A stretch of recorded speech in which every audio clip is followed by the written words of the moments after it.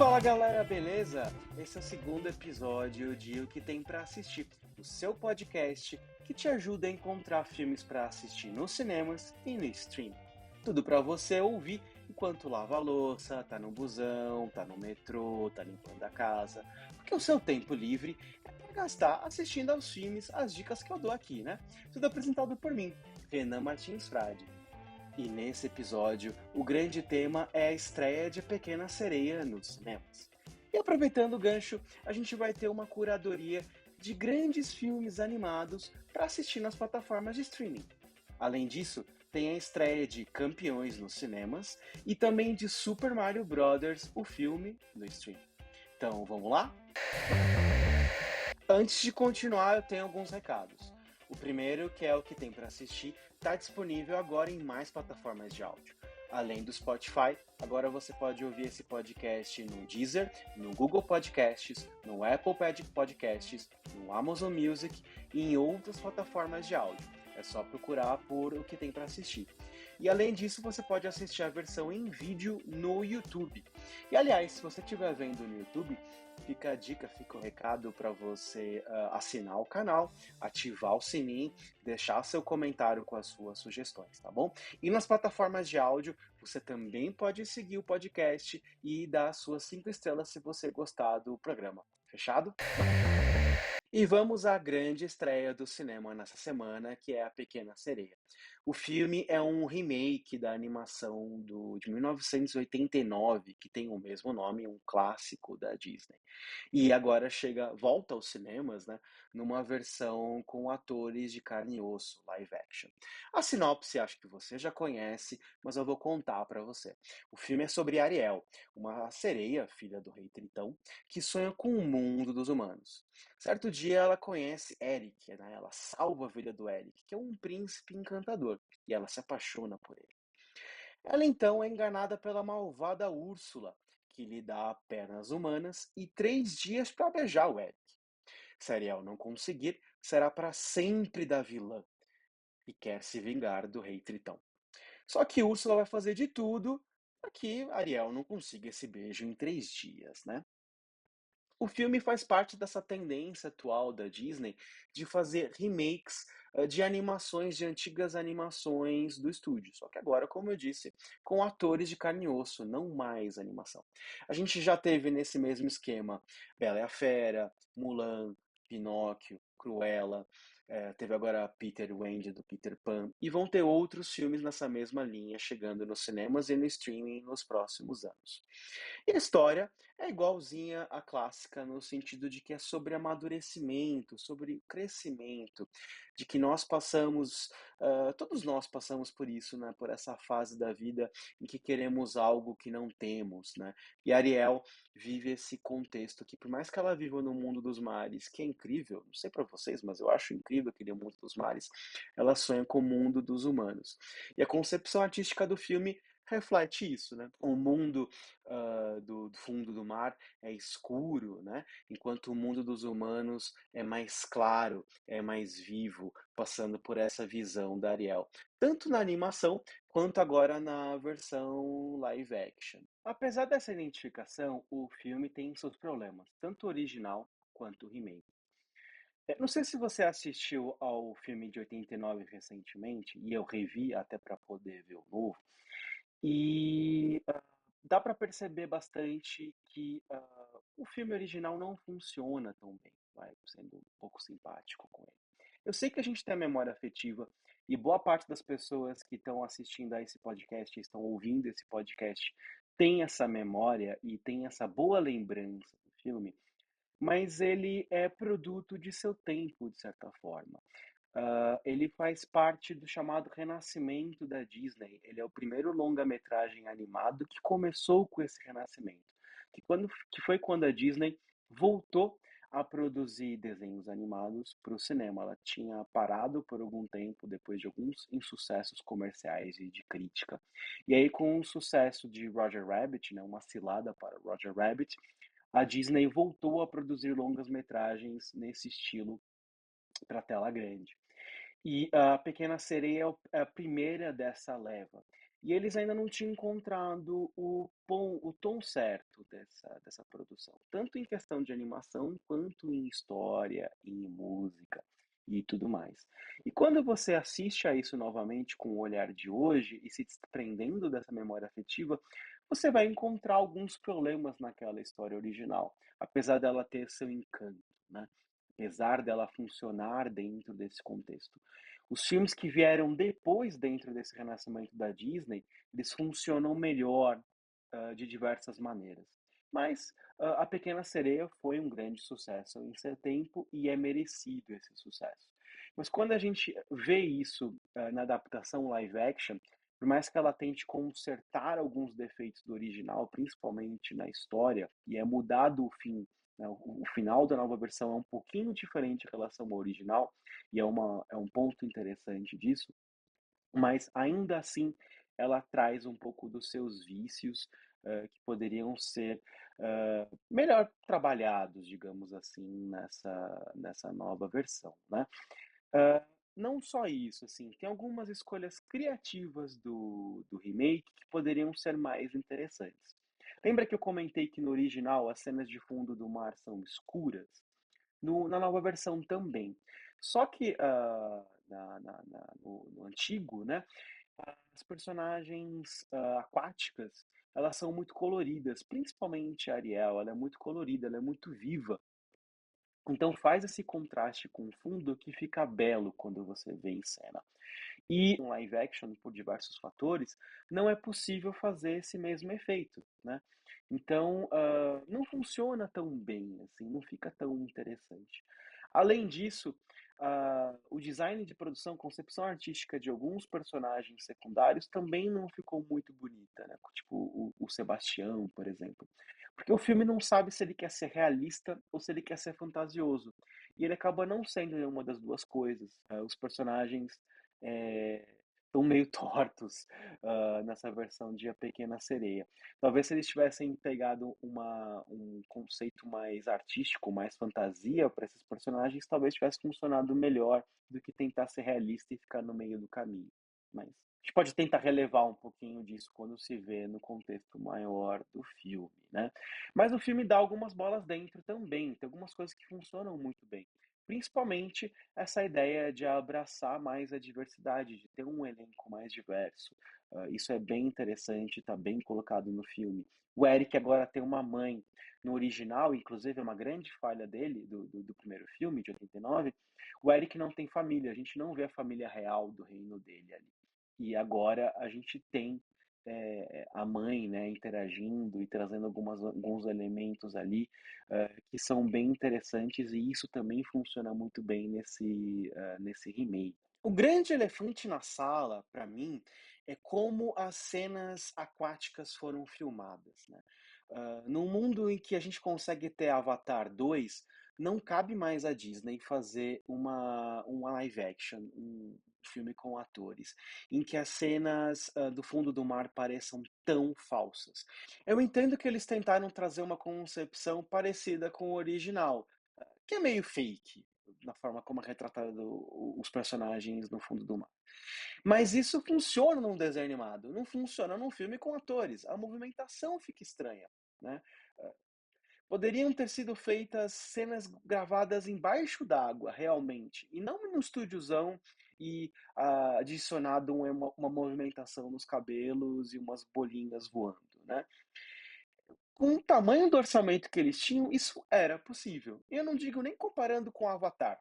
O filme brasileiro Pluft, o Fantasminha, fez as cenas embaixo d'água para passar a ideia de que os personagens fantasmas estavam flutuando. Então, um filme brasileiro fez isso e ficou bem interessante. Se o mesmo conceito tivesse sido feito nessa Pequena Sereia, teria ficado muito legal. Mas eles procuraram esse outro caminho que soa muito falso. Então, esse é realmente um problema, eu acho que é o pior problema do filme.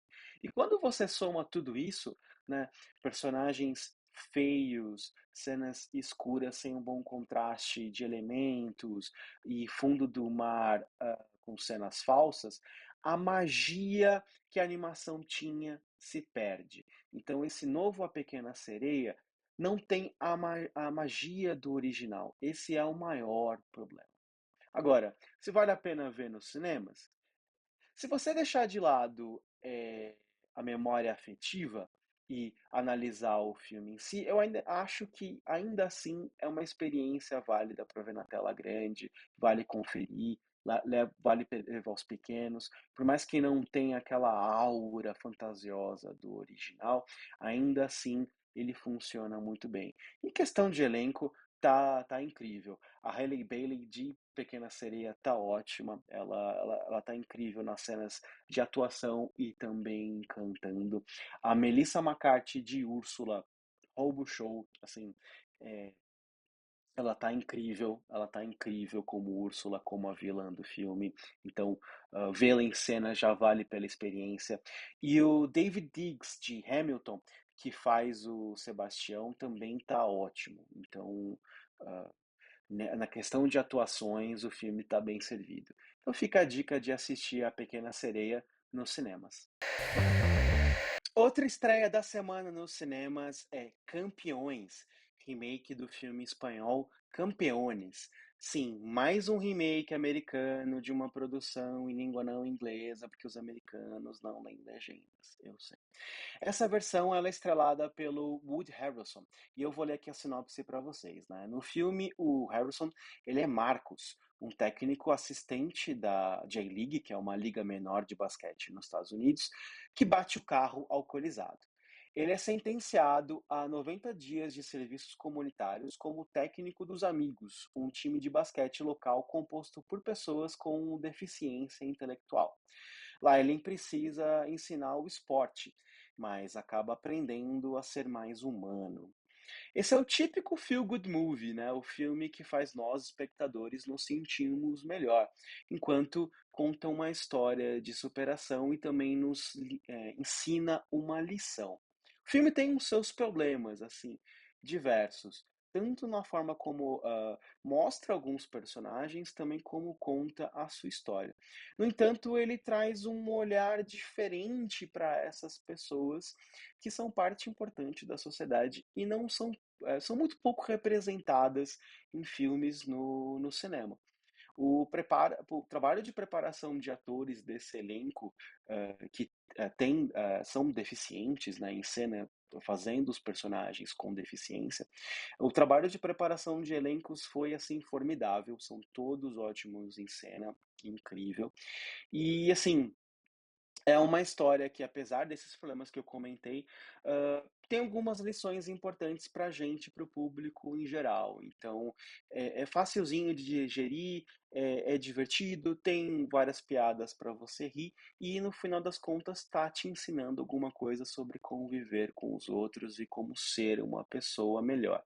Não sei se vale R$ 40 do ingresso de cinema, mas tá aí a dica. Talvez se você não assistir agora, daqui uns 6 meses, o filme está no Telecine, você pode assistir por lá, por exemplo. Daqui mais algum tempo, talvez ele pinte alguma plataforma como a Netflix. Mas, por enquanto, está em cartaz nos cinemas, que é onde você pode conferir Campeões.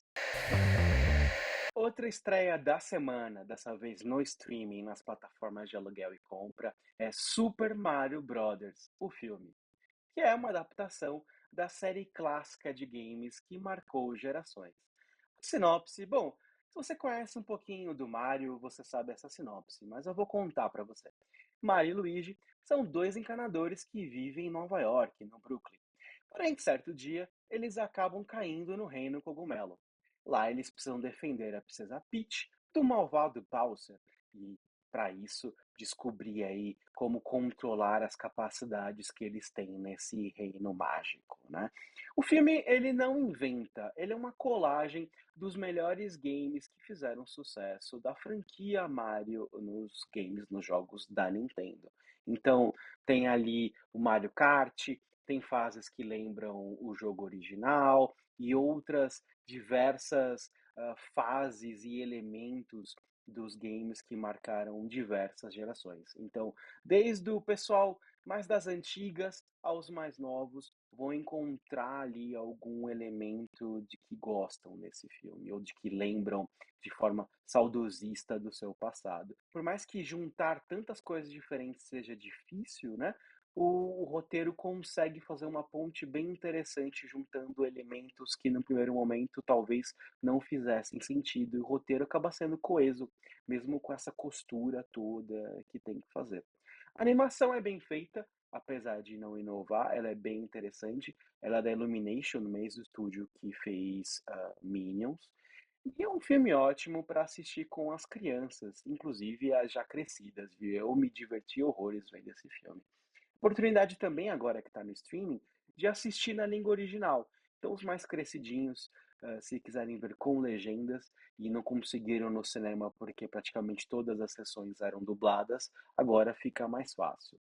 Super Mario Brothers, o filme, está disponível para assistir agora nas plataformas de aluguel e compra, como Apple TV, Google Play, YouTube Filmes, Loja Prime Video, Claro TV+, e todas essas. Esse podcast está sendo gravado antes do filme ser lançado, então eu não tenho a informação de se ela entrou em todas, se o filme entrou em todos esses lugares.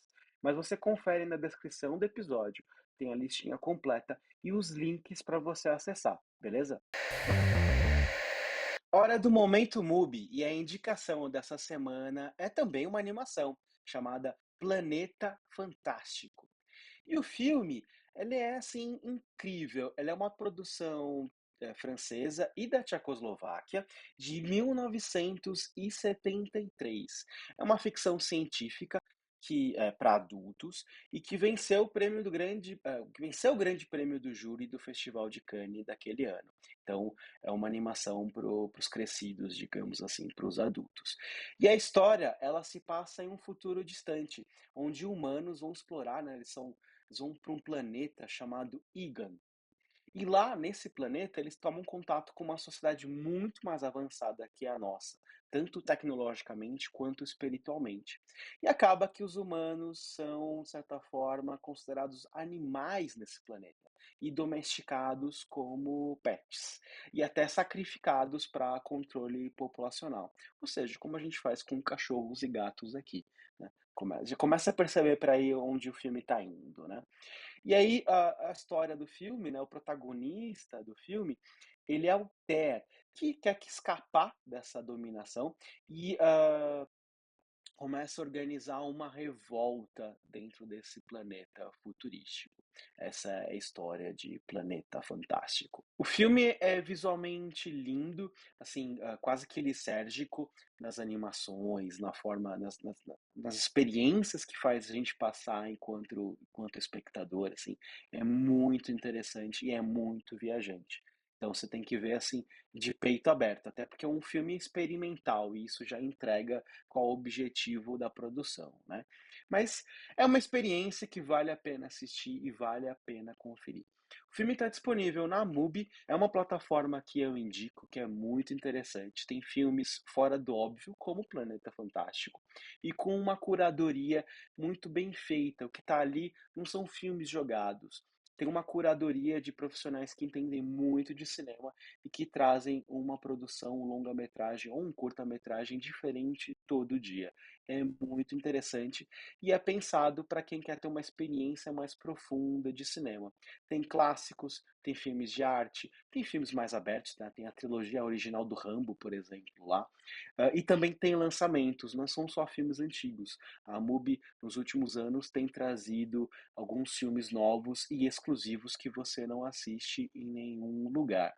A MUBI é parceira aqui do podcast e eu tenho um link que, se você clicar, se você acessar por esse link, você ganha 30 dias grátis por meio dessa parceria que eu tenho com eles. O link é mubi.com/barra o que tem para assistir, tudo junto.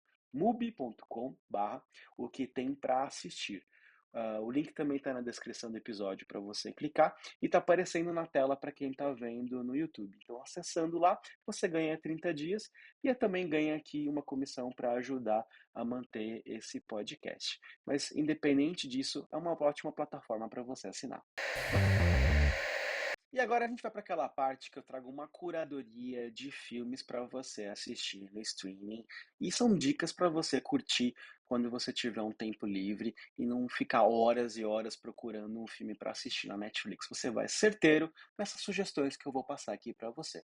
E como o tema é A Pequena Sereia, eu resolvi trazer aqui para vocês animações, grandes animações para assistir online e você curtir aí, seja com os adultos, seja com as crianças, com o pequeno, porque filme animado, desenho animado, não tem idade, sem essa de que é coisa de criança. Tá bom? E a primeira indicação é justamente o primeiro longa-metragem animado já produzido pela Disney, que é Branca de Neve e os Sete Anões, de 1937. Olha só, em breve esse filme vai fazer 90 anos. Eu sou péssimo de matemática, mas acho que ele já está com uns 85. E como eu disse, é a primeira animação longa-metragem da história do cinema. Só por causa disso, é um feito técnico assim incrível. Por limitações óbvias, ou que deveriam ser óbvias, pelo menos eram naquela época, para o público hoje em dia, vocês não devem saber, mas animação, desenho animado, era isso mesmo, um desenho animado feito à mão no acetato.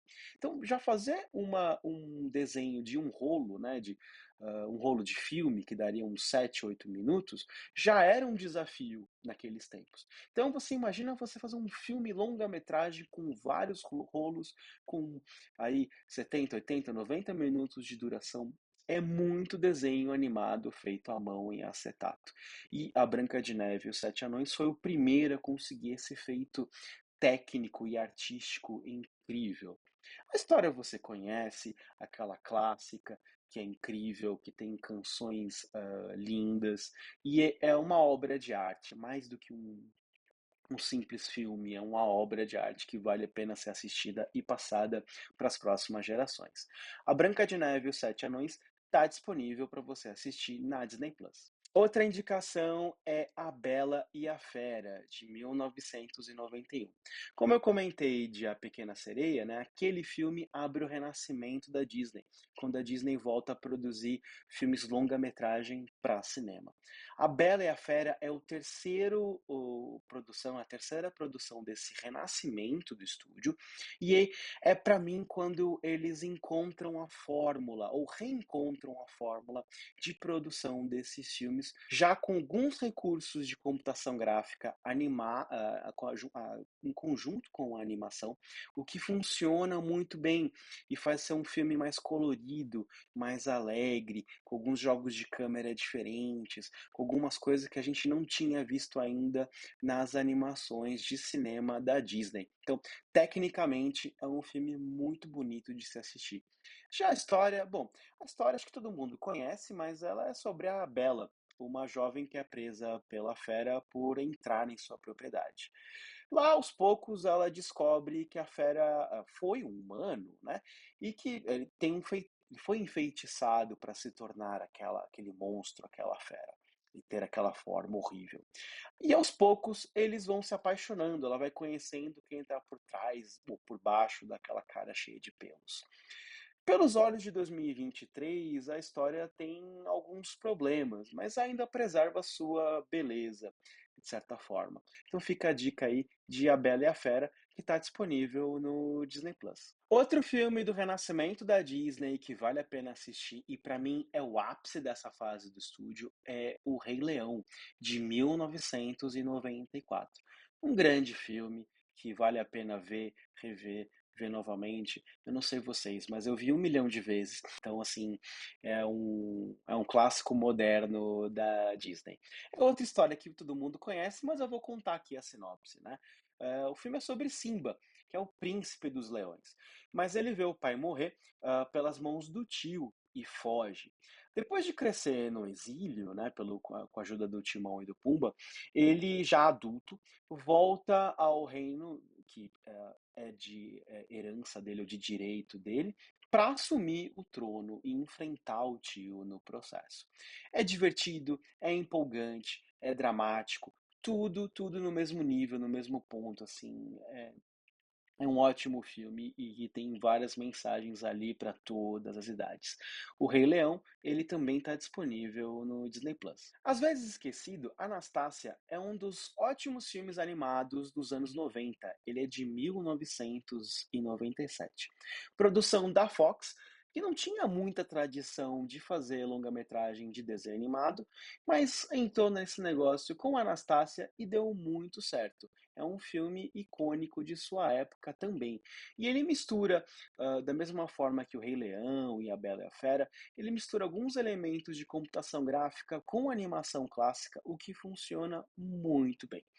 A história, bom, a história começa na Rússia, na época da Revolução, e Rasputin, aquele ser místico, né? Aquele grande líder religioso polêmico que existiu de verdade, mas em uma versão fantasiosa, arma contra a família real, contra os Romanov, e que são traídos e assassinados, né? E a jovem Anastácia consegue fugir desse plano maligno do vilão, mas acaba sofrendo com amnésia. 10 anos depois, tem uma espécie de recompensa para quem encontrar a Anastácia, que muitos acreditam que deve ter morrido mesmo naquela trama do Rasputin e durante a Revolução.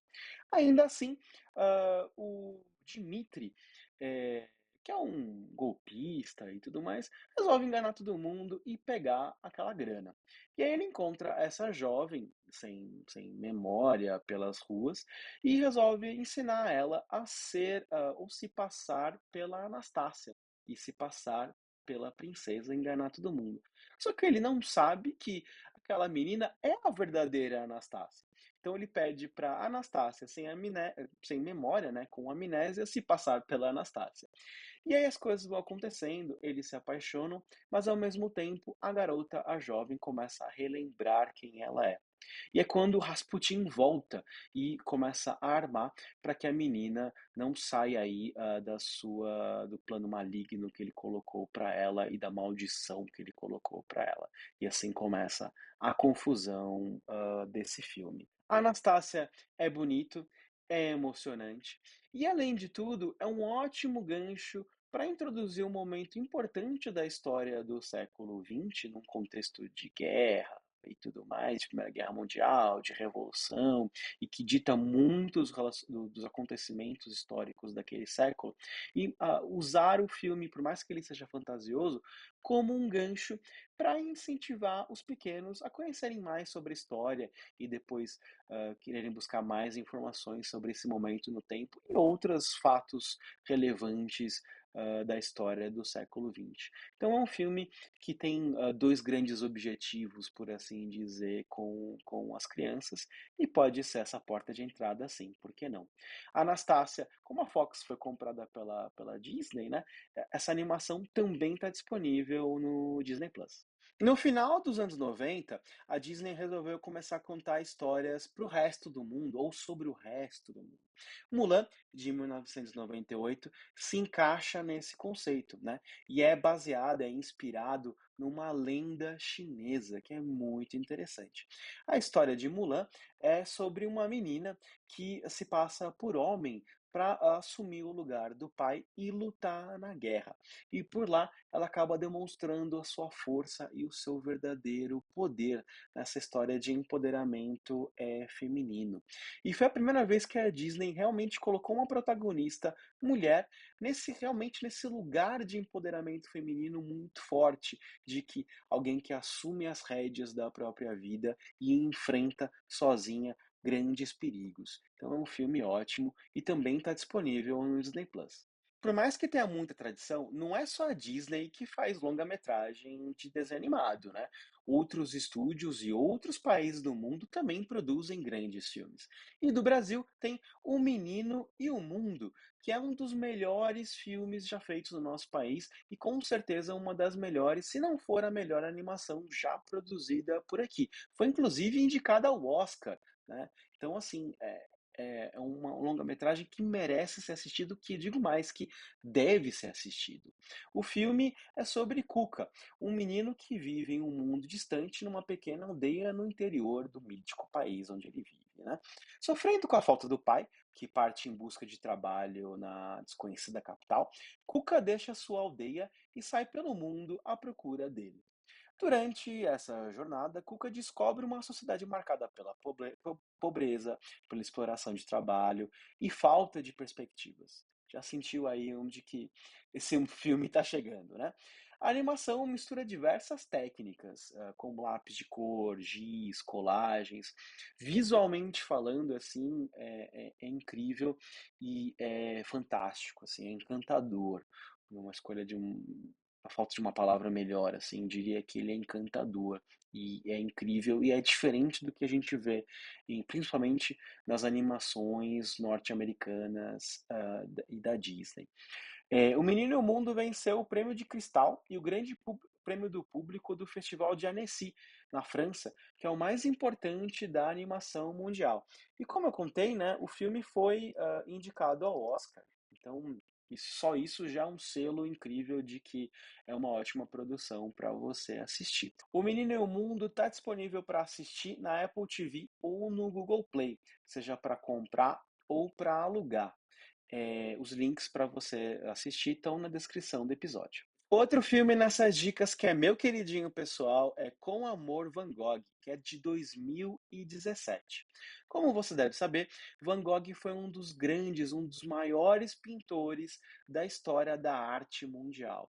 Assim, sem igual, o estilo dele, a emoção que ele transmite com os seus quadros e tudo mais que envolve esse grande pintor, assim, é indescritível, e é um dos meus pintores favoritos. E o filme animado, né, com Amor Van Gogh, transforma essa arte em longa-metragem. A produção conta a história do pintor, né, ela é uma cinebiografia feita a partir de quadros que imitam, né, ou que reproduzem o traço do pintor. Então, foram diversos pintores, eu tenho aqui a listinha, o número, foram 125 pintores que trabalharam nesse projeto para criar os quadros que contam a história de vida do Van Gogh. No total, foram 65 mil frames feitos à mão. Assim, é um trabalho descomunal, imagina, 65 mil quadros do Van Gogh, por assim dizer, para contar a vida dele. Só esse esforço, assim, é descomunal e merece aplausos, merece que a gente assista. Mas além disso, o filme também em si, a história que ele conta, o roteiro e trabalho de voz, tudo isso funciona muito bem, é muito redondo e é empolgante ver isso, esse trabalho artístico tomando a tela. Assim, é incrível. Também foi indicado ao Oscar, é mais um filme dessa lista que foi indicado ao Oscar. E com Amor Van Gogh, ele está disponível para você assistir no Prime Video. Outro celeiro de grandes produções de desenhos animados é o Japão e que vai muito além de Cavaleiro Zodíaco, Dragon Ball e Naruto, né? Os animes ou os animes são um universo incrível para a gente mergulhar e conhecer histórias a partir de um outro contexto oriental, com outras formas de se ver a vida e outras formas de nos encantar. E uma grande indicação dentro dessa escola cinematográfica é A Viagem de Chihiro, de 2001. A direção é do mítico Hayao Miyazaki, que é também do mítico estúdio Ghibli. Então, assim, esse já é um selo de qualidade que, olha, é sem igual quando a gente pensa em animações japonesas.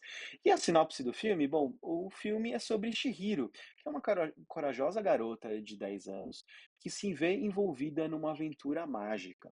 Quando os pais dela são transformados em porcos após comerem uma corrida de um mundo encantado, Chihiro embarca em uma jornada para salvá-los e descobrir um caminho de volta para casa.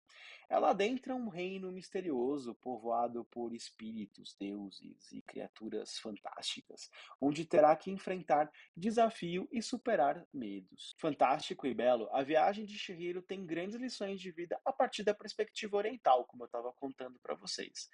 Esse filme está disponível para assistir na Netflix. A última dica é O Conto da Princesa Kaguya, que é também uma produção do estúdio Ghibli e é baseada em um conto folclórico japonês. Na história do filme, Kaguya é uma pequena princesa encontrada dentro de um broto de bambu. Com o passar do tempo, a Kaguya cresce, se torna uma bela jovem e é cortejada por vários pretendentes. Mas ela deseja seguir seu próprio caminho, né, e começa a passar missões ou tarefas impossíveis para esses pretendentes concluírem para terem a mão dela, né, e vai enganando eles. À medida que seu destino verdadeiro é revelado, Kaguya enfrenta desafios, emoções intensas e descobre o verdadeiro significado de liberdade e amor. É um filme belo, com uma importante história inspiracional e com uma animação ainda mais bela. Esse está disponível também na Netflix. E é isso. Curtiu as dicas? Gostou? Tem outras sugestões? Quer dar outras ideias de filmes animados para assistir? Ou quer dar a sua opinião sobre essas indicações, se você já assistiu ou se você pretende assistir? Então usa o espaço de comentários do YouTube. Se você quiser procurar, se você estiver ouvindo esse podcast nas plataformas de áudio e quiser procurar no YouTube para deixar o seu comentário, procura por @o que tem para assistir, youtube.com/, o que tem para assistir. Também me segue nas redes sociais e pode mandar o seu comentário por lá, a sua sugestão por lá. Eu estou no Twitter e no Instagram e no TikTok como @Renan, né? Só que com 4 no lugar do A. Ren4n, Ren4n. Me procura nessas redes sociais, ou como Renan Martins Frade mesmo, manda sua mensagem e me acompanha por lá, até porque eu estou postando alguns cortes desses podcasts no TikTok e no Instagram. Então você também pode assistir alguns trechos do programa e compartilhar com seus amigos, parentes e tudo mais. Também não esquece de seguir, assinar o canal no YouTube, seguir o podcast na sua plataforma de áudio favorita, indicar para os seus amigos, porque neste momento, neste começo, estamos precisando formar público e trazer mais pessoas que querem sugestões de filmes. Então, ajude também a espalhar a palavra desse podcast com mais pessoas. Antes de terminar, eu tenho um aviso importante, né? A disponibilidade dos filmes que eu passei aqui, ela é referente a maio de 2023. Se você ouvir esse podcast no futuro, é possível que as opções tenham mudado, que elas estejam disponíveis em outros lugares ou não estejam mais disponíveis. Se você precisar checar qualquer disponibilidade no futuro, você pode checar, você pode dar uma olhadinha no Google, jogando o próprio nome do longa-metragem por lá, ou num site chamado Just Watch, justwatch.com. Também um ótimo lugar para você conferir onde esses filmes estão disponíveis, tá bom? E muito obrigado pela sua presença, por assistir ao programa, por ouvir o programa e até o próximo episódio.